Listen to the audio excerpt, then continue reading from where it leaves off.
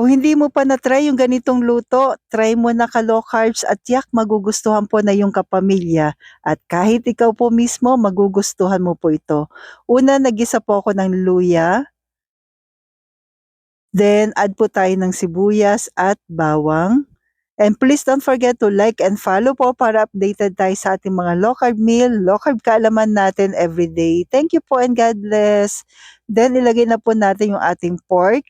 Menudo cut po yung aking ginawa sa fork para may konting fats na rin. Then yung ating bagoong alamang na niluto ko po before pa.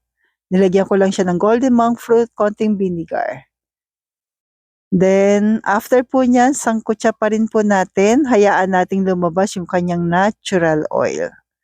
Then kapag okay na po, ilagay na po natin yung ating pangalawang gata po ng niyog.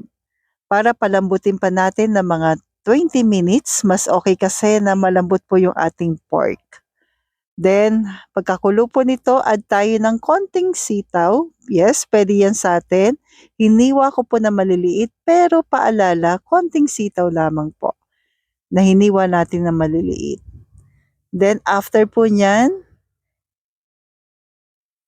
ilagay na po natin yung unang gata ng niyog na kung tawagin natin ay kakang gata po.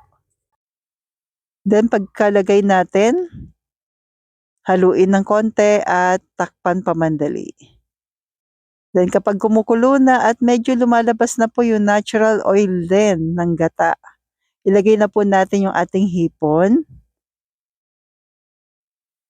Mga 2 to 3 minutes lang naman po ito pag nag-orange na, pwede na po. Then add na po natin yung ating isang pirasong chili. At pakuluin lang sandali. At ito na po, meron ka na pong napakasarap na Bicol Express with shrimp po. Enjoy! So stay healthy, stay low carb po, and God bless po sa ating lahat. Thank you!